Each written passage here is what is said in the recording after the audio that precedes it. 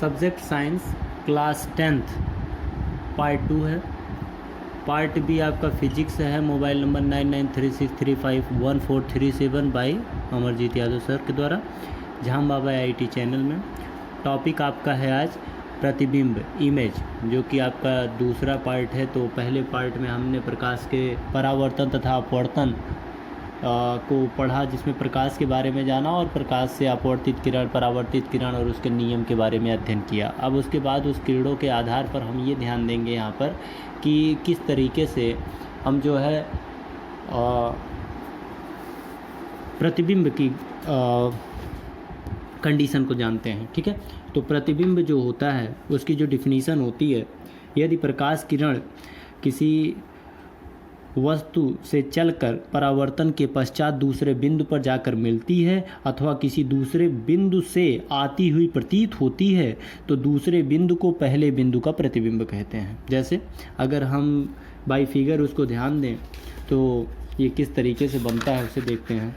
तो यहाँ पर अगर मान लेते हैं ये अवतल दर्पण है, ऐसे कर दें तो अवतल दर्पण नहीं कन्फर्म होता है, लेकिन जब इस पर हम बाहर की तरफ कलई कर देंगे तो ये क्लियर हो जाएगा कि ये कौन सा दर्पण है। ये है आपका अवतल दर्पण। तो मैंने जैसे कहा कि परावर्तन के पश्चात प्रकाश किरण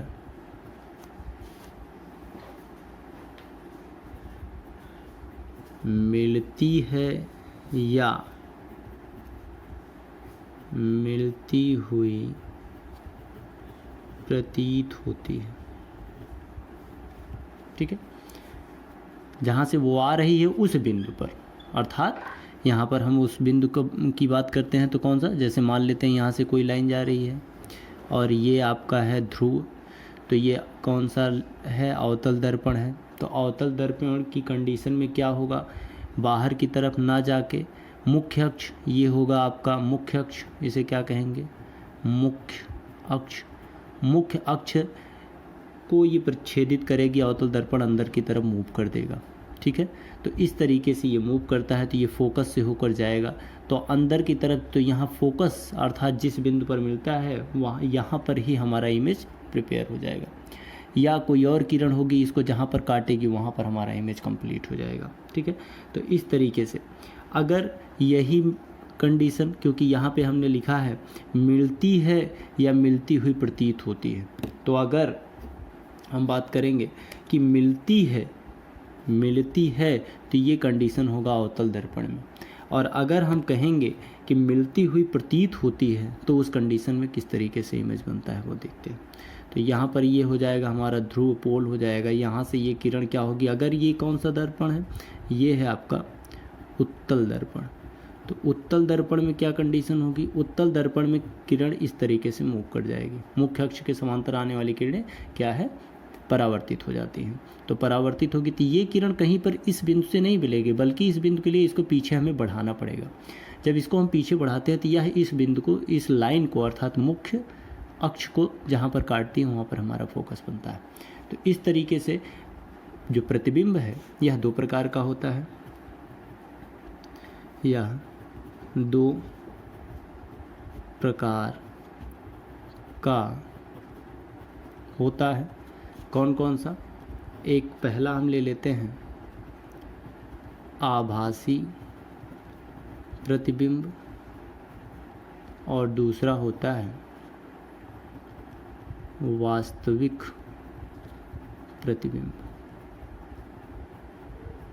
ठीक, ये दो तरीके से होते हैं।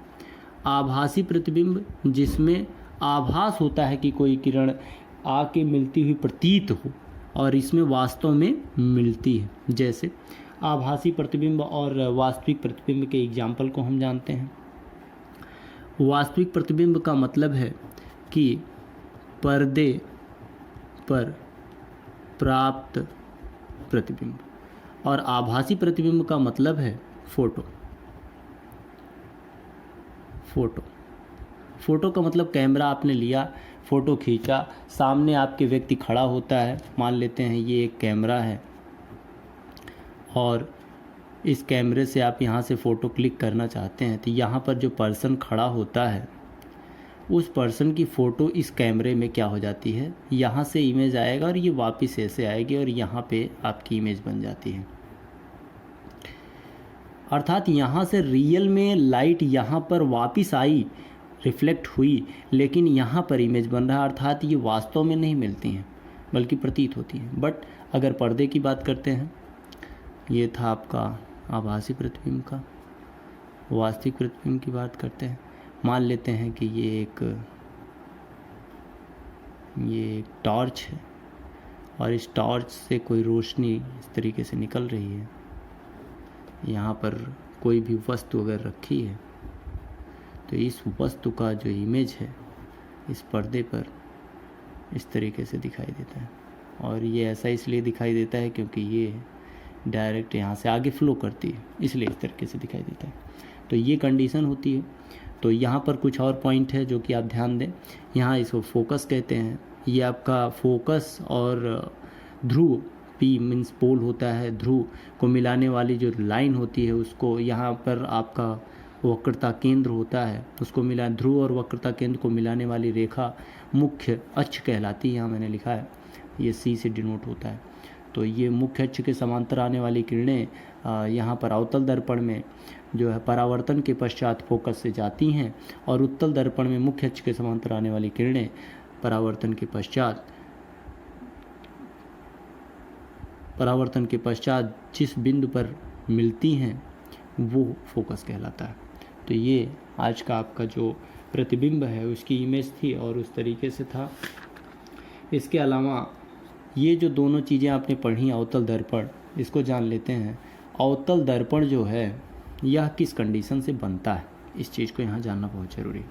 ये एक खोखला गोला होता है और इस गोले को अगर हम दो भाग में काट देते हैं तो एक भाग में इधर कलई कर देते हैं तो ये बन जाता है उत्तल, और अगर इस भाग पर कलई कर देते हैं तो ये बन जाता है अवतल।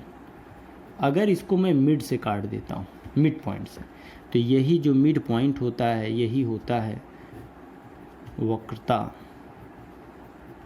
केंद्र, और वक्रता केंद्र और यहाँ होता है ध्रुव। ये होती है जो दूरी होती है, इसे कहते हैं वक्रता त्रिज्या, इसे वक्रता त्रिज्या कहते हैं। तो ये ध्रुव है।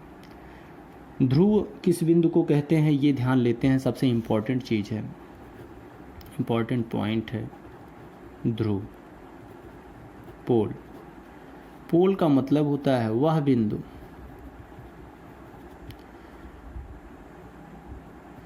जिससे पूर्ण परावर्तन उसी माध्यम में हो जाए जिस माध्यम से वस्तु प्रकाश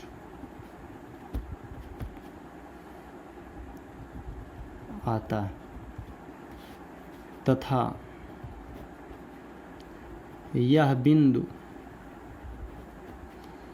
सदैव 90 अंश का कोण आंतरित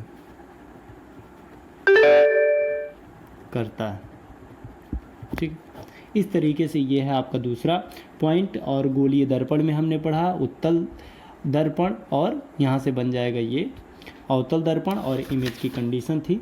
और अगले पॉइंट में हम इसकी परिभाषाएं भी आज बता दिए हैं, तो अगले पॉइंट में हम वक्रता त्रिज्या तथा फोकस दूरी में संबंध फाइंड आउट कर देंगे। तो तब तक के लिए धन्यवाद। ओके।